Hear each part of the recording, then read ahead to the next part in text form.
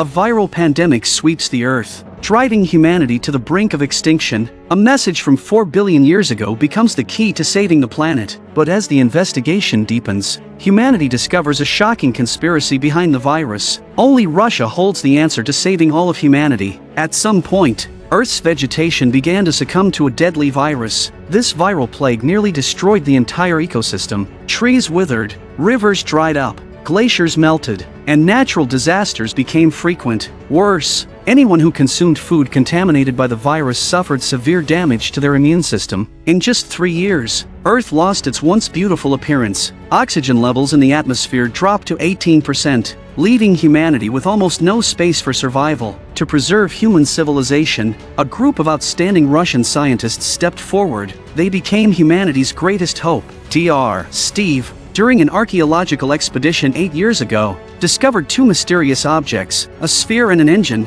Preliminary studies indicated that these objects had existed on Earth for 4 billion years, predating human history. Although Steve's team couldn't ascertain which advanced extraterrestrial intelligence created these artifacts and left them on Earth, one thing was clear: instead of surrendering to despair, humanity had to seize this faint chance of survival. Humanity pinned all its hopes on Steve's Gemini plan, developed from these mysterious artifacts. Steve reverse-engineered the 2 celestial gifts and successfully replicated them. He then sent unmanned satellites to explore the TESS exoplanet, hundreds of light-years away. Satellite data revealed that the TESS planet was highly suitable for human habitation. To terraform TESS completely, Steve planned to lead a team aboard an interstellar spacecraft, bringing the replicated sphere to TESS. The sphere would use the planet's chemical elements to create life, a miracle. Through research, Steve's team discovered that Earth's life originated from the sphere. The sphere and engine had their own language, from dozens of tightly linked commands. It was evident that the sphere had been executing its initial directive for 4 billion years, to create life. Other commands were tied to specific patterns. As long as chemical elements were present in the environment, the sphere could operate endlessly. Now, they had found a way to control the sphere and engine. If they could transport the sphere to TESS under the right conditions, human civilization could continue to thrive indefinitely. To deliver humanity a new home as quickly as possible, Steve tirelessly led his team, including alien spacecraft engine expert Peter, medical specialist Leona, Major Ryan, and trained pilots, on a mission to the exoplanet. As the countdown ended, the spacecraft rose through a veil of smoke. It soon broke through the clouds and entered space, detaching from its booster and heading deep into the cosmos along its preset course. Once stabilized, Peter and his partner David inspected the replica engine at the rear of the spacecraft. During their inspection, entirely focused on their discussion, they failed to notice cracks forming beneath the sphere and a pattern resembling the moon's surface. In the vast and silent darkness of space, the spacecraft was a speck of dust. Steve and his team prepared for a space jump. Initially, everything seemed fine. The sphere's cracks mysteriously vanished as it interacted with the engine, but the spacecraft encountered a fatal error. The pilots couldn't withstand the jump's pressure and lost consciousness at their stations. In the boundless darkness, a blue vortex guided the spacecraft through the jump. When the pilots awoke to blinding light, they realized the planet before them wasn't their intended destination. Steve questioned Peter about the coordinates and system functionality. Peter insisted there were no anomalies, not even in the engine, but Steve blamed Peter for operational errors and stripped him of his navigation duties. Peter, unwilling to accept this, secretly went to the engine room and disabled the monitoring systems. Soon after, Steve heard machine alarms in the control room and rushed to check. Before he could act, the ship detected an unknown object approaching. Steve hurried to observe the exterior, only to find Peter lifeless. Other pilots believed Peter had taken his own life out of guilt, but Leona, who had worked with him for 8 years, strongly refuted this. Peter was not someone who gave up easily. Steve, however, showed no sympathy. He blamed Peter for dragging them all down, destroying humanity's only hope for survival. Steve's harsh words completely negated all of Peter's efforts. Steve tried to have pilot Richard recalibrate the coordinates to locate TESS, but every attempt failed. Desperate, he opted to determine their current location, though hope was slim. Just as Steve was about to break down, an unexpected discovery emerged. David's sensors revealed that the new planet had an atmosphere but lacked oxygen. Its surface was composed of volcanic rock, with an average temperature of 16 degrees Celsius. Everything suggested this planet was highly suitable for the sphere and potentially for human habitation. Steve marveled at their incredible luck in finding a planet even better suited than Tess. Completely forgetting his earlier accusations of Peter, Steve's excitement blinded him to his role in Peter's death. Steve immediately decided to land on the unknown blue planet, dismissing opposition from the team. As the highest-ranking commander, Steve forced his will upon the crew. Steve piloted the spacecraft toward the new planet, preparing for descent. But things took a turn for the worse. The serene, inviting planet transformed into a monstrous storm. Gigantic lightning storms battered the ship, throwing it off course as its exterior began to melt. The script builds tension as humanity's hope for survival teeters between salvation and destruction. Steve decisively issued an emergency landing order, and the spacecraft eventually landed precariously at the edge of a cliff. Although Steve and his team landed safely, Richard, who stayed aboard the mothership, informed them that they were far from the intended landing site, and the spacecraft's fuel was nearly depleted. The crew was pessimistic about the mission ahead, but Steve seemed unusually excited. After conducting a series of operations, Steve discovered that the valley they landed in contained numerous caves. One of these caves appeared perfect for placing the life-creating sphere. Once again, Steve, with an air of authority, ignored the team's protests and issued his directive. Left with no choice, the team armed themselves fully, carrying equipment and the sphere toward the target cave. Unbeknownst to them, a viscous liquid began seeping from beneath the sphere as they moved it, corroding the spacecraft's interior. As they disembarked, the team saw volcanic rock covering the surface of the blue planet and felt the desolation surrounding them. Doubts crept in. Could such an environment truly sustain human life?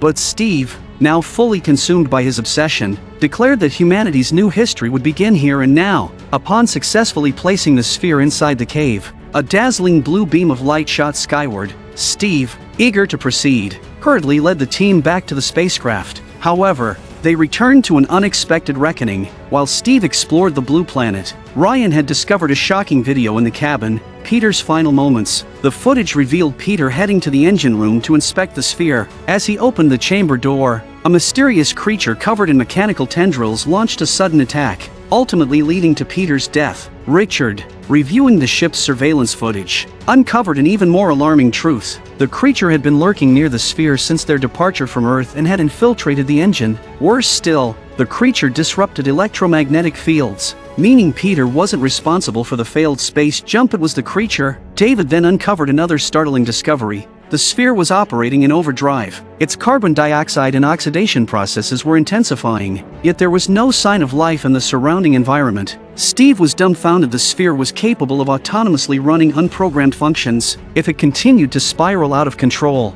all their efforts would be in vain. Panic-stricken, Steve prepared to return to the cave to reprogram the sphere. However, Ryan seized command, asserting that everything he did was to ensure the pilot's survival. This declaration left the pilots puzzled, but for the sake of humanity's future, they sided with Steve. Ryan, realizing the crew was unaware of the full truth, ordered Richard to play the next segment of the footage. Steve's face turned pale, his guilt evident in his expression. The video revealed that Steve had discovered anomalies in the sphere before the ship's departure. However, he concealed the information to pursue his heroism, aiming to be celebrated as humanity's savior. His silence indirectly led to Peter's needless sacrifice. Ryan argued that the sphere the pilots were protecting might birth monsters, but Steve, now entirely deranged, was resolute in completing his grand plan. Desperate to salvage his vision, Steve convinced David to accompany him back to the cave and restore the sphere's original settings. Upon their arrival, they found the sphere emanating astonishing life force. The once blue beam of light had turned red.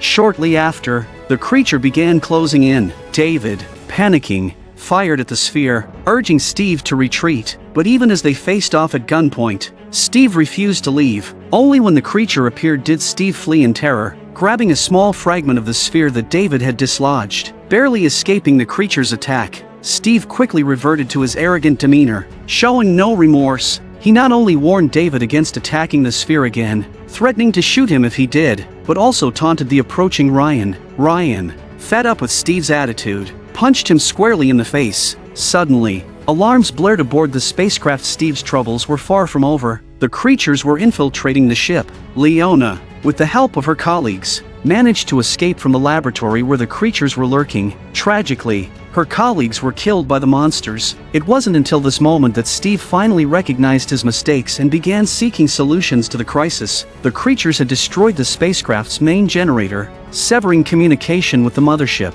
To escape their predicament, they needed to reboot the backup generator and re-establish communications. Steve analyzed the situation and determined that the backup generator was still intact. However, reaching it would require risking a face-to-face encounter with the creatures. For the first time, Steve showed courage, volunteering to go himself. Carefully navigating the dimly lit corridors, Steve managed to activate the backup generator without encountering any creatures and safely returned to the control room. However, the team knew this was only a temporary fix. They had to eliminate the creatures entirely. The group devised a plan: lure the creatures outside the lander and incinerate them using the engine at the right moment. Under Steve's direction, the crew took their assigned positions and began drawing the creatures away from the lander. The plan was successful, but as the engine ignited, Leona failed to escape in time and was incinerated. Reduced to ash, David, too, was wounded by the creature's tendrils just as the hatch closed, and a piece of the tendril fell inside the ship. Although the engine's high heat injured the creatures, it didn't destroy them completely.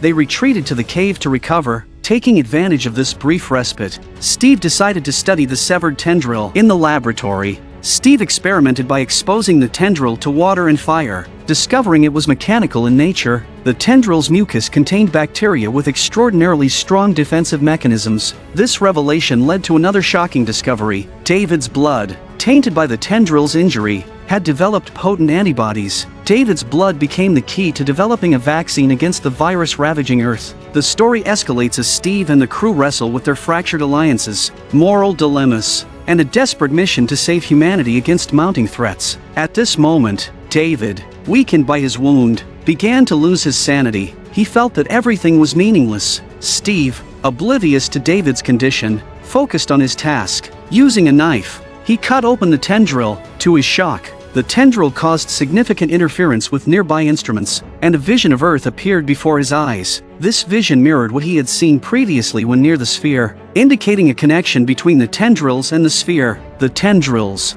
it seemed, were the sphere's method of propagating across planets. They had to find a way to destroy the creature and reboot the sphere. However, Ryan, determined not to lose any more teammates, decided to confine Steve. Frustrated but undeterred, Steve continued studying the sphere fragment and discussed his findings with Richard aboard the mothership. As their conversation progressed, a shocking truth began to emerge. Using planetary trajectory calculations, they discovered that the space jump didn't cross space, it crossed time. The blue planet they had landed on wasn't an unknown planet. It was Earth, 4 billion years ago, before life had appeared. Richard, stunned, demanded to know how Steve had uncovered this truth. Steve presented the sphere fragment and compared it with a picture of his girlfriend's bracelet. He explained that the fragment was identical to a piece of her bracelet. It wasn't a coincidence but the same fragment. Moreover, the sphere they had brought to the Earth of 4 billion years ago was the same sphere they discovered on modern Earth. Steve elaborated: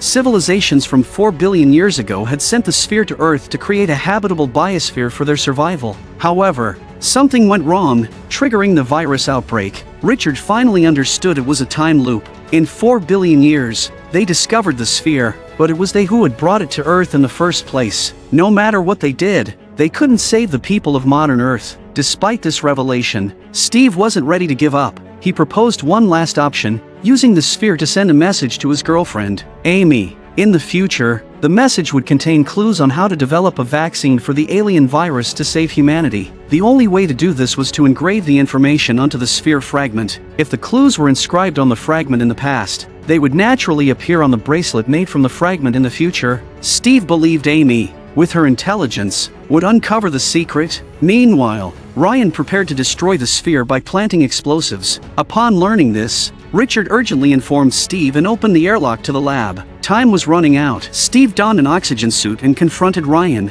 explaining the truth. Just as Ryan began to accept this reality, David shot him. David, now fully assimilated by the creature, wanted to eliminate his crewmates, disregarding humanity's future. Before David could kill Steve, he was accidentally slain by the creature he had served. What followed was a tense showdown between Steve and the creature. The moment the creature appeared, Steve activated Ryan's timed explosives, dodging through corridors and taking sharp turns. Steve managed to lure the creature into the lander, with seconds to spare before the bomb detonated. Steve sealed the airlock and escaped the spacecraft. The explosion annihilated the creature. However, Steve's oxygen tank was punctured by shrapnel during the escape. He had only an hour to reboot the sphere and contact Amy. Through the raging storm, Steve pushed forward and finally reached the cave. Using the sphere, he established a connection with Amy 4 billion years in the future. As Steve predicted, Amy had deciphered the clues on the bracelet and approached the sphere, where she finally saw the love of her life. Steve,